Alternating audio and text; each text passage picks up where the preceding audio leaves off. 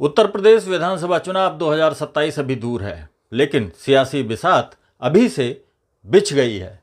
सवाल है, क्या बीजेपी समाजवादी पार्टी के पीडीए फॉर्मूले का तोड़ ढूंढ चुकी है? क्या पश्चिम यूपी में 2022 की हार को 2027 की जीत में बदला जा सकेगा? और इसमें राष्ट्रीय लोकदल की क्या भूमिका होगी? आइए पूरी रणनीति समझते हैं। दोस्तों नमस्कार। 2024 के लोकसभा चुनाव में समाजवादी पार्टी ने पीडीए यानी पिछड़ा, दलित और अल्पसंख्यक समीकरण के दम पर बीजेपी को कई सीटों पर कड़ी चुनौती दी थी। आरएलडी के एनडीए में शामिल होने के बाद भी बीजेपी को वेस्ट यूपी में बड़ा झटका लगा था। अब बीजेपी उसी रणनीति का जवाब तैयार कर रही है। पार्टी की कोशिश है कि पीडीए की अहम जातियों और सामाजिक वर्गों के प्रभावशाली नेताओं को संगठन में बड़ी जिम्मेदारियां देकर नए सामाजिक समीकरण बनाए जाएं। खास फोकस पश्चिम उत्तर प्रदेश पर है, जहां 2022 के विधानसभा चुनाव में बीजेपी को कई अहम सीटों पर हार झेलनी पड़ी थी। आइए बात करते हैं वेस्ट यूपी में कहां कहां कमजोर पड़ी थी बीजेपी। मेरठ जिले की 4 विधानसभा सीटों सरदना, सिवाल खास, मेरठ शहर और किठौर, इन सारी सीटों पर बीजेपी को हार का सामना करना पड़ा था। इसके अलावा शामली, मुजफ्फरनगर, सहारनपुर, बागपत और मुरादाबाद मंडल की कई सीटों पर भी कमल नहीं खिल पाया था। हालांकि गाजियाबाद, हापुड़ और बुलंदशहर जैसे जिलों में बीजेपी ने अपनी स्थिति मजबूत बनाए रखी थी।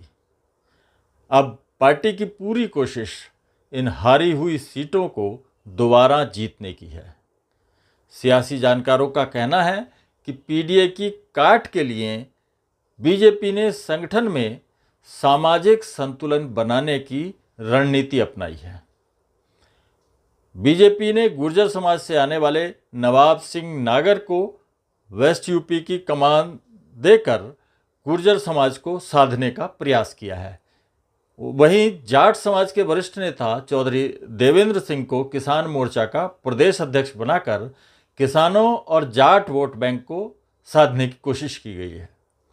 इसके साथ ही सरकार पिछले 9 वर्षों में किसानों को किए गए रिकॉर्ड गन्ना भुगतान को भी चुनावी मुद्दा बनाने की तैयारी कर रही है। पार्टी कार्यकर्ताओं को किसानों के बीच इसके आंकड़ों और उपलब्धियों के साथ भेजने की योजना भारतीय जनता पार्टी ने तैयार की है। प्रदेश संगठन को इस संबंध में आदेश प्राप्त हो गए हैं। 2022 में राष्ट्रीय लोकदल समाजवादी पार्टी के साथ था, लेकिन अब राष्ट्रीय लोकदल बीजेपी के नेतृत्व वाले एनडीए का हिस्सा है और आरएलडी अध्यक्ष जयंत चौधरी केंद्र सरकार में मंत्री हैं। ऐसे में माना जा रहा है कि पश्चिम यूपी में जाट वोटों के साथ साथ गठबंधन का फायदा बीजेपी को भी मिल सकता है। हालांकि सीटों का बंटवारा चुनाव के करीब तय होगा, लेकिन दोनों दलों की साझा रणनीति पर अभी से काम शुरू हो चुका है।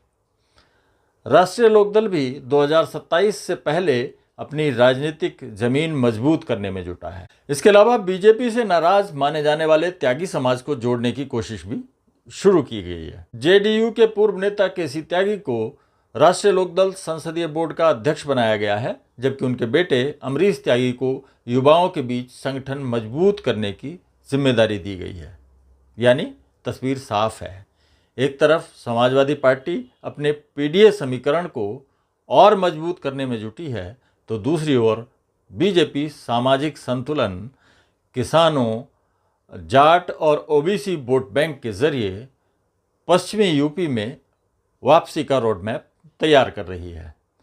लेकिन किसानों और खासकर जाटों में बीजेपी से नाराजगी को भी अनदेखा नहीं किया जा सकता।